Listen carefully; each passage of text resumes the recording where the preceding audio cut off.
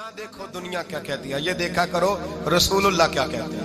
नबी पाक छोड़ दो सारी दुनिया के धोखे, सारे फैशन, सारी रसूमात, सारी तोहम्मात छोड़ दो। नबी पाक की गुलामी इज्जत है, हुजूर की गुलामी। यार बंदा बिल्कुल बेअमल हो ना, बिल्कुल, तो मेरी तरह दाढ़ी रख के पगड़ी बांध के बस में भी चढ़ जाए तो कई लोग सीटें खाली कर देते हैं, कहते हैं बुजुर्गो यहाँ आ जाए, हजरत जी यहाँ आ जाए। तो फिर इज्जत किस चीज की हुई? सुन्नत मुस्तफा की हुई ना, फिर इज्जत नबी पाक की सुन्नत की हुई ना, वकार की हुई ना। एक साहब, एक बच्चे ने दाढ़ी रख ली तो मुझे आके कहने लगे हजरत जी लोग बड़े बड़े लकब देने लगे हैं। मैंने कहा क्या? कोई कहता है हजरत साहब, कोई कहता है कारी साहब, कोई कहता है हाफिज साहब, कोई कहता है अल्लामा साहब। तो मैंने कहा तेरी मौज नहीं बन गई? 4 सालों में हिफज होता है, तुझे मुफ्त का लकब मिल गया है। अरसे निजामी 8 साल में होता है, मुफ्त का अल्लामा बन गया है। तुझे वकार नहीं दे दिया अल्लाह ताला ने, इज्जत। मेरे आला हजरत फरमाते हैं इज्जत दरे रसूल पे है, इज्जत हुजूर की। और आला हजरत ने एक बात लिखी है बड़ी कीमती, और मैं ना जब कभी परेशान होता हूं ना तो मैं ये वाली बात खोल के पढ़ता हूँ आला हजरत। ये बात ढारस बनाती है, ढारस तवानाई देती है, पूरा मजमून बांधा है। आला हजरत कहते हैं बेरूपिया था मदारी, रूप बदल बदल के दिखाया करता था, बादशाहों से इनाम लेता था। एक दिन औरंगजेब आलमगीर के पास आ गया, कहने लगा मैं रूप बदलूंगा, अगर आप पहचान ना सके तो मैं इनाम लूंगा। आपने फरमाया मैं कोई ऐसे वैसा बादशाह नहीं, कहा मुझे धोखा देना मुश्किल है, कहा नहीं मैं रूप बदलूंगा। हजरत औरंगजेब आलमगीर बड़े नेक बादशाह गुजरे, बड़े परहेजगार आदमी। वो बेरूपिया कहने लगा मैं रूप बदलूंगा, आप नहीं पहचान सकेंगे। फरमाया चल जितना तेरे अंदर जोर है लगा ले। हजरत ने ऐलान किया कि मैंने फौजी भर्ती कर दे, 2 माह के बाद टेस्ट होगा। वो 2 महीने दौड़ता रहा, रंग रूप बनाता रहा, आया टेस्ट देने, 2-3 सिपाहियों का इम्तिहान लिया, उसकी बारी आई तो 10 रुपए दिए, कहने लगे तेरे आने जाने का किराया मैंने तुझे पहचान लिया है। कुछ दिनों के बाद जाने लगे सफर पर तो भिखारी आ गए खैरात मांगने, उसने भी सारे मुंह पर स्याही माली, कपड़े फाड़ लिए, सर के बाल मुंडा लिए, भवें तक कटा ली, बदरंग होके आया। कासा आगे किया तो हजरत ने 10 रुपए डाले, कहने लगे तेरे आने जाने का किराया मैंने पहचान लिया है। कुछ दिन गुजरे तो टीचर की जरूरत थी, उसने मूछें बड़ी कर ली, दाढ़ी नकली लगा ली, सर पे जिना कैप पहन ली, एक शेरवानी ले ली और हाथ में छड़ी पकड़ के आया। कहने लगा मैं उस्ताद हूँ, 2-4 बंदों का इम्तिहान लिया, उसकी बारी आई तो 5 रुपए दिए, 10 रुपए दिए, का तेरा किराया मैंने पहचान लिया। 2 साल गुजर गए, वो जब भी आता हजरत पहचान लेते। एक दिन सफर पे जा रहे थे, बहुत बड़ा लश्कर था, जिहाद करने जा रहे थे औरंगजेब आलमगीर। तो देखा एक पहाड़ी है, पहाड़ी पे लोग जा भी रहे हैं आ भी रहे। औरंगजेब आलमगीर पूछने लगे यहाँ क्या है? कहने लगे बाबा जी बैठे हैं दुआ करते हैं, अल्लाह के नेक बंदे हैं। औरंगजेब कहने लगे यार पुराने लोग सारे ही अल्लाह वालों को मानते, ये अभी मुसीबत आई है जितनी नहीं आई है, सारे लोग ही मानते। कहने लगे जरा मैं दुआ ना करा लूं, अच्छे काम जा रहा हूं। औरंगजेब बादशाह थे, बादशाह लोग नाजुक मिजाज होते हैं, घोड़े से उतरे, बड़ी मुश्किल से पहाड़ी पे चढ़े, ऊपर गए तो लाइन लगी है, बाबा जी गार में बैठे। कहने लगे मैंने मिलना, मैं औरंगजेब हूँ। उन्होंने कहा हमारा बाबा उस तरह का पीर नहीं कि अमीर आए तो रंग और हो, गरीब आए तो और हो, यहाँ अगर मिलना है तो लाइन में लग जाओ, सब एक जैसे। अब लाइन में खड़े हो गए, 50 आदमी आगे थे, कहते हैं 51वां नंबर था। थक गया धूप में खड़ा खड़ा, जब मैं पहुंचा गार के दाने तो मैंने बाबा जी के चेहरे पे नजर डाली तो बड़ा नूरानी चेहरा, बड़ी खूबसूरत लबो लहजा। मैंने कहा मेरे जैसा आदमी भी पगड़ी बांध ले जो अच्छा लगने लग जाता है, बड़ा खूबसूरत अंदाज। कहते हैं मैं उनके पास अत्ताहियात की हालत में बैठ गया। मैंने कहा हुजूर मैं जा रहा हूँ जिहाद करने, दुआ करना। बुजुर्गों ने हाथ उठाए, अल्लाह इसकी मदद फरमा, दीन को गलबा अता फरमा, इसे दीन का सच्चा पक्का सिपाही बना।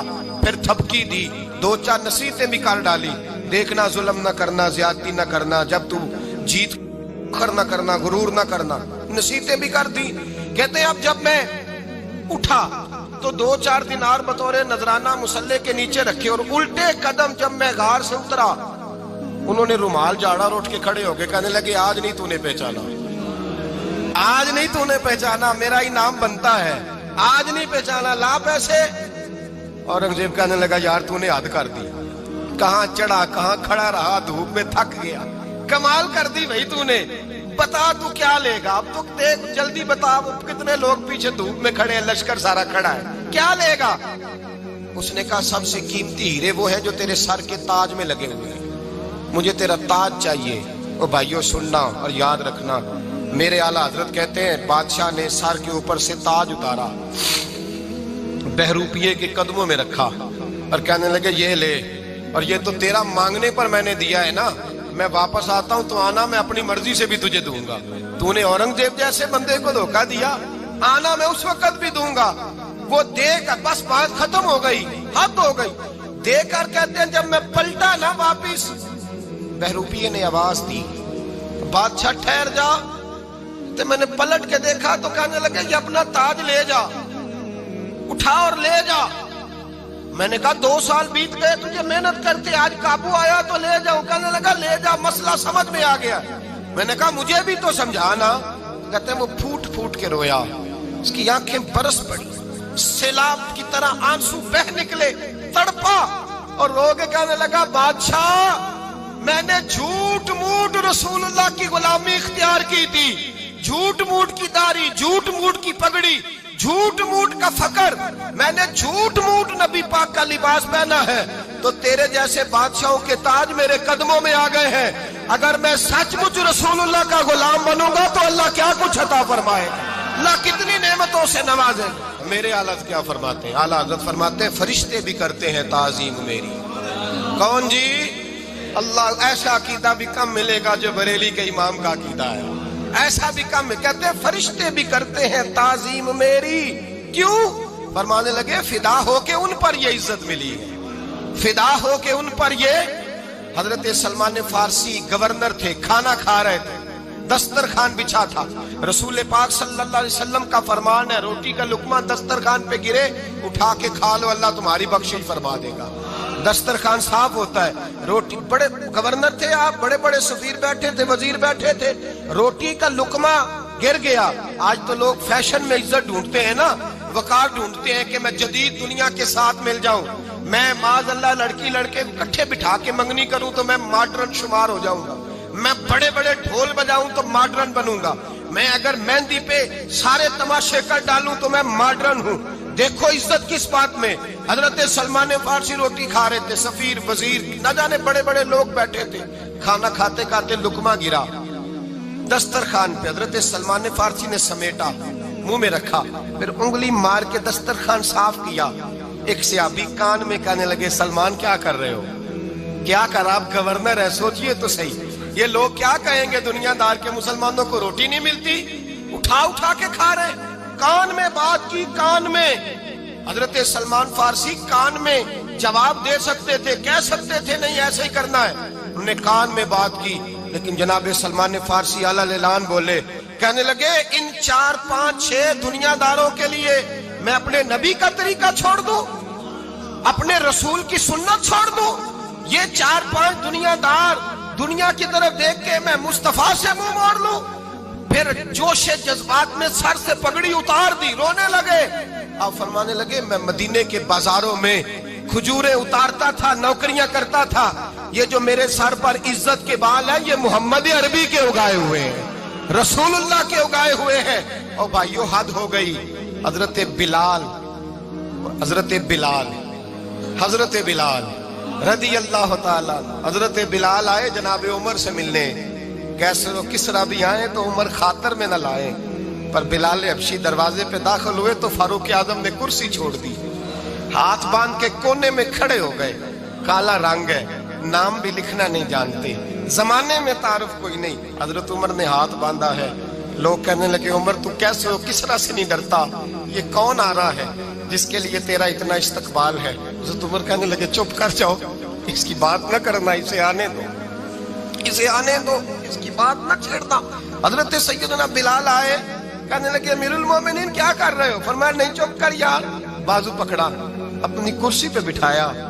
حضرت بلال کہنے لگے حضور میں غلام ہوں، مجھے تو طریقے بھی نہیں آتے ان کرسیوں پہ بیٹھنے کے، میں تو غریب ماں کا بیٹا، غلام باپ کی اولاد، سلیقہ، یہ آپ کیا کر رہے ہیں؟ تو حضرت عمر کہنے لگے بلال تھا تو غلام ہی، پر جب سے مصطفیٰ کا غلام بنا ہے تو ہمارا امام بن گیا ہے، اب تو امام ہے رسول اللہ کی امت کا۔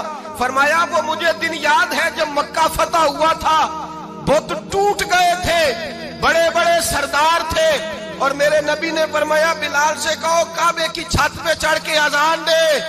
تو لوگوں نے کہا حضور یہ سارے جل گئے ہیں، کسی اور کی ڈیوٹی لگا دیں۔ حضور نے فرمایا چپ کرو، بدر میں مار کھا کے اذان پڑے تو بلال، احد میں پتھر برسے اذان پڑے تو بلال، تپتے صحراؤں میں پڑے تو بلال، ہر جگہ مار کھائے تو بلال۔ اور آج اگر اللہ نے عزت دی ہے تو میں لوگوں کو دیکھ کے بلال کو عزت نہ دوں؟ میں بتانا چاہتا ہوں کہ رسول اللہ کی غلامی میں عزت ہے۔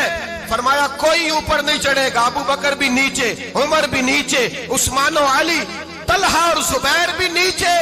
آج یہ حبشی غلام کعبے کی چھت پہ چڑھے گا اور میں دنیا کو بتاؤں گا کہ اصل عزت اسی کے پاس ہوتی ہے جو رسول اللہ کا غلام